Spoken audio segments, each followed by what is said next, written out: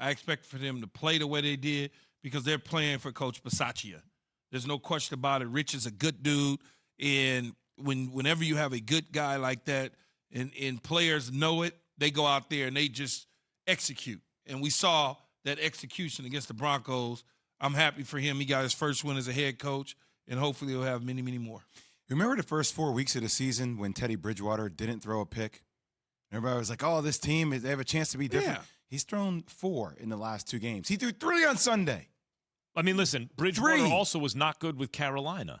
I know you say, well, no, McCaffrey, bad situation, but he is a guy we talk about brand a lot, whose brand can't afford to have long stretches or even kind of mid-sized stretches where it's a downturn for him because he's not an elite quarterback. No, he's a good quarterback in the right situation can be successful.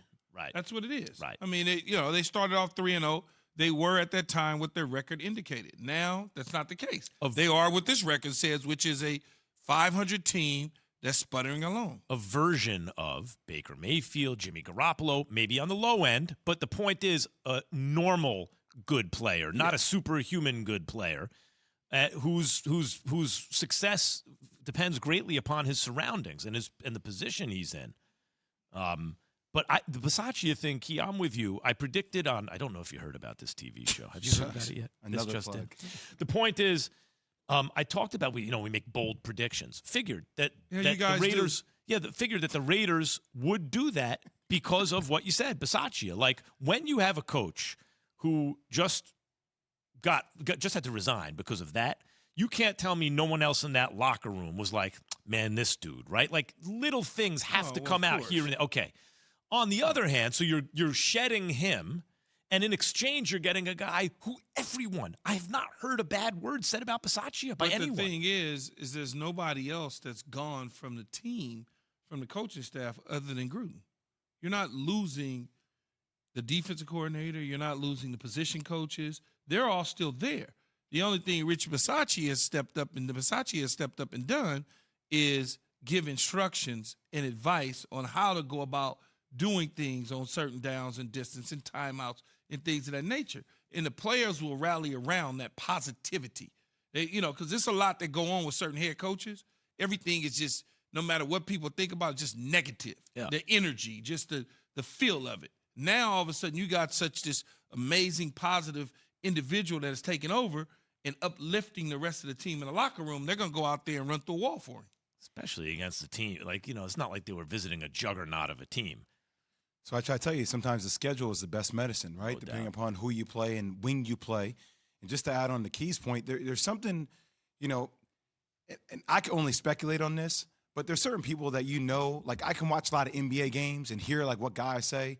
And there's certain coaches where I'm like, these guys are already kind of like pseudo checked out. Yeah, even though they're playing hard, they like, yeah. Like they ain't going to that degree for that coach. And I kind of feel like Gruden was in that bucket to a degree. Am I off key on that? Probably so. I mean, they'll never tell you because they're actively on a roster with an active coach that they got to play for. So they never going to, they're going to just do what they need to do to survive. I'll give you an example. Like Rick Carlisle, right? Like in Dallas. Like there was always probably you watch it, I'm like, something's off there with Porzingis and Luka, and you're hearing all these things go around. It didn't feel right? Jason Kidd in Dallas, like, that feels different. That's very similar to how I looked at the Raiders. But now you have to produce because Jon Gruden, according to I think it was Bill Barnwell's article, apparently has not left that franchise in great shape moving forward in terms of resources and stuff like that. Yeah.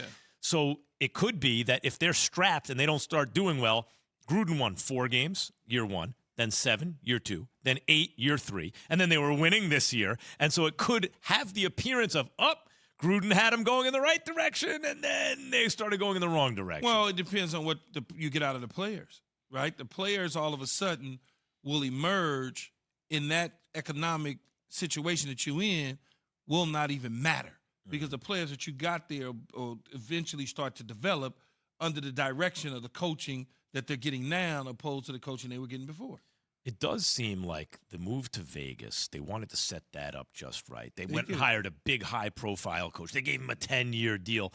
In a way, this is maybe the best thing that could happen for the Raiders in the sense that they got all the press with Gruden and everything. Now they're in Vegas, And if he's not the right guy, where obviously from those emails he ain't the right guy, now they're not even saddled with him anymore. But they got the kind of momentum from the hire and everything. And I come back to what we said originally when this whole thing broke down. It's like, if you're looking at potential coaching candidates and a guy like Eric Bieniemy is there if it doesn't work out with Rich Bisaccia, right? Like that's like that kind of offensive mind and that system with that team in Vegas, like that's a been saying it. If Bieniemy's also waiting for the right opportunity, if he likes Carr, if he looks at Carr and thinks, "Yup, I can win with that guy," Vegas as a location, the whole thing. Ooh.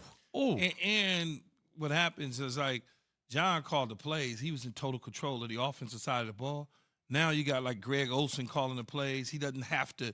It's just different. The play calling I could sense was a little bit different of how they orchestrated drives. You could tell. He was like, yeah, this isn't. It's the same plays, but how they're calling it, when they're calling it, it was a huge difference. I know what you say about Rodgers in Green Bay, and you're right. Like in the end, I disagree with you about he'll wind up there, but I do think Green Bay gives him one of his best chances to win. You see where I'm going, Jay? Oh, I do. If Rodgers goes to Denver next season, Herbert with the Chargers, Mahomes with the Chiefs, tough division. Derek Carr. What if Bieniemy's there, or what if Bisaccia just keeps the job because he's so good? Either way.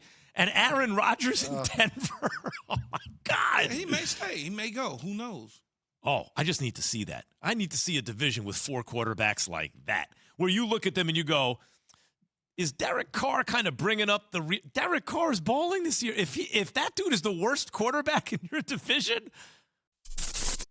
Thanks for watching ESPN on YouTube. For live streaming sports and premium content, subscribe to ESPN+.